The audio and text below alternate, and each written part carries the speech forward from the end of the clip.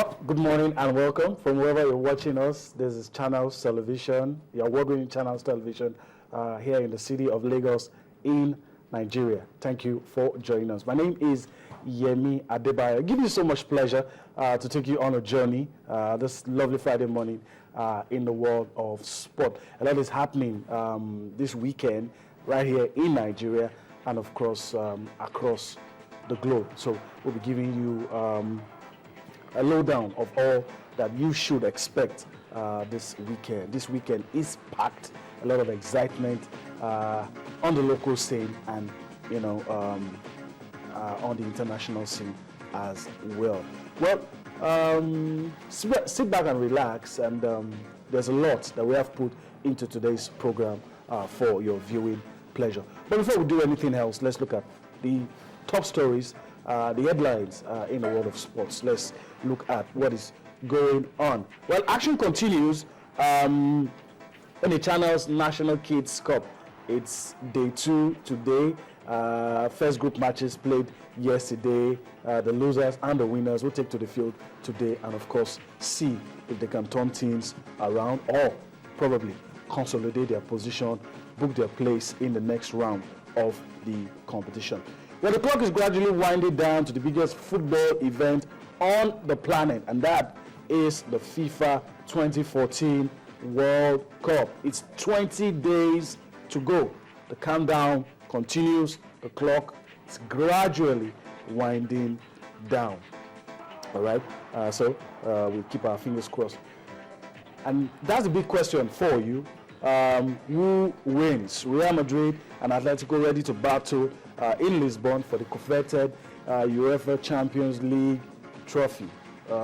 You could say Real Madrid are on familiar grounds, having won. You know, they've won this competition more than anybody else. But we'll see what happens. And of course, in the world of basketball, the biggest team everyone is looking forward to, 2014 FIBA World Basketball, the Basketball World Cup. That's what everybody is looking forward to, and it's 99 days to go. Yesterday was 100 days, was celebrated across the globe, and now it's 99 days. So those are the top stories in the world of sports this Friday morning. But joining me to discuss all of these things in detail, I have Femi Adefeso with me this morning. Femi, let me quickly welcome you to this Friday edition of Sports This Morning. Good morning, Yemi. It's a pleasure to be here this very beautiful, bright, Friday morning. And it's always good to talk sports, especially, when there are a lot of things happening across. To look forward to. Yeah, to look forward to this weekend. Yeah. All right, let's start with the World Cup. A lot of things. Well, of course, we want you to be a part of everything we're doing, and this is how you could participate. This is how you could get your views across to us, give your opinion on issues raised on this program through the following mechanisms.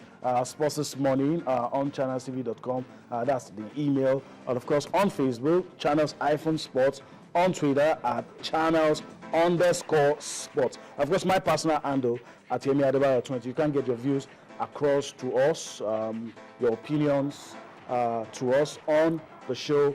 And we promise you when we get them, we will read them for you. Okay, that's it. So let's dive straight into it. It's 20 days to the World Cup. A lot of negative things happening in Brazil. The things police grabbing the headlines. We are going on strike. Police saying they're going on strike. The fans going on, going on rampage and all that. But this morning we're going to be taking you to Brazil. Something different. It's related to the World Cup. But FIFA is saying, look, they hold us responsible for the security and all not. We're going to do our own part. And of course, match fixing. We're going to make sure that, look, you don't get to hear about match fixing at the World Cup. FIFA has said match fixing is evil, and they're going to treat it that way. So let's listen to what FIFA has to say this morning, and we'll come back for more on Sports This Morning. Security. Football is being played worldwide, and therefore we are threatened by organized crime, by criminals on a worldwide level. The fixers are trying to look for football matches which are generating a huge betting volume. And obviously international football tournaments such as the World Cup are generating this kind of huge volumes. And therefore, the World Cup in general has a certain risk. Nevertheless, I do not think that from the point of security, the threat of match manipulation at the World Cup is a big one. And in addition, we also are looking to the betting market with our daughter company, Early Warning System. So they are monitoring all matches in real time if there is any strange, odd movements in order to identify any kind of match fixing.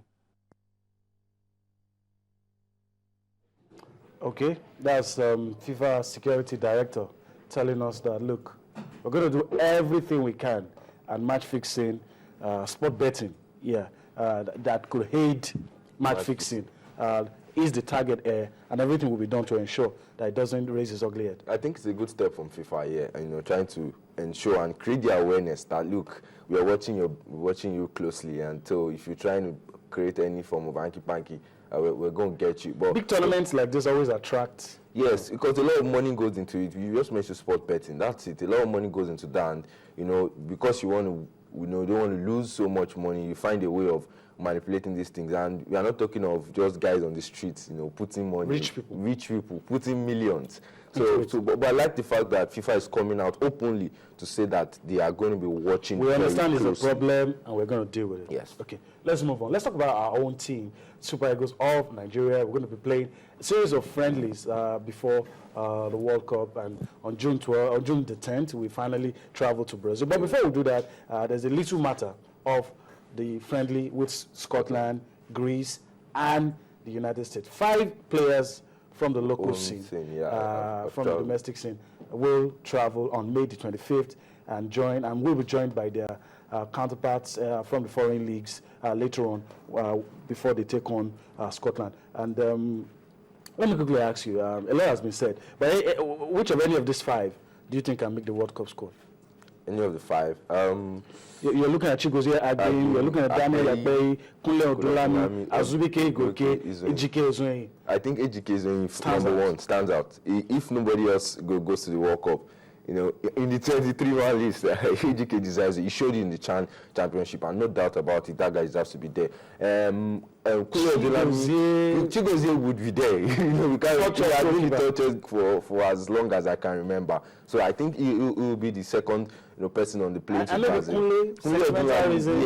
Azubike Igoke, perhaps because he has been with the team for a while, so that gives him a better chance of being there ahead of Kunle Odulami. But when it comes to performance, you see 2 or 3 of these guys. Yes, at least 3 of them. At least 3 would make it to Brazil. All right, that's Femi's verdict this morning.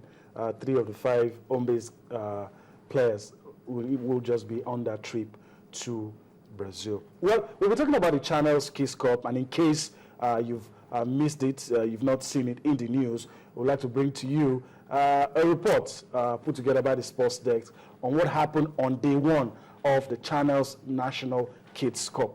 And so let's allow you enjoy the Channels National Kids Cup, the report of day 1, that will come back, discuss on the Channels Kids Cup, let you in on what's going to happen today in the Channels Kids Cup. The watchword for the tournament is zero tolerance to age cheats. You must face the screening, and if you fail, you must step aside.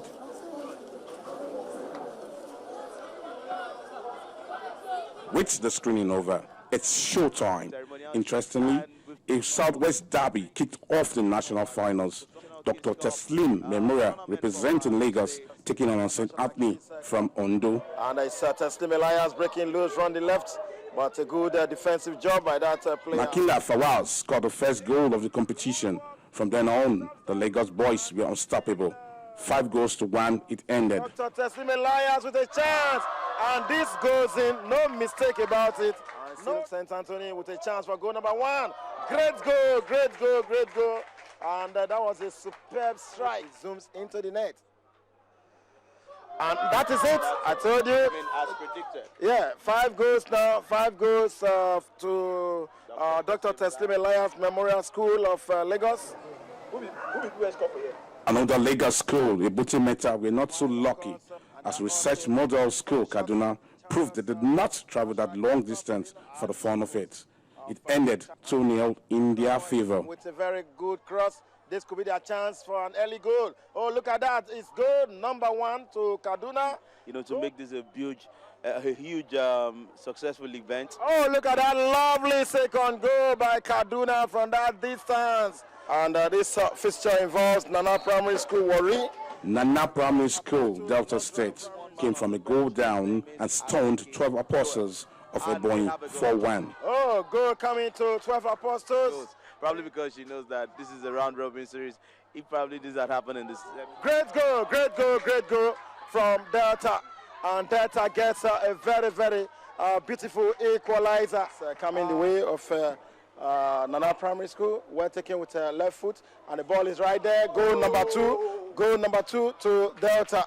It's a beautiful win for the Delta School. It's the group phase. And for now, no team has yet crashed out of the competition. The winners and losers in the one will fight on until the top 2 emerge from their group. Ajayi Memorial School.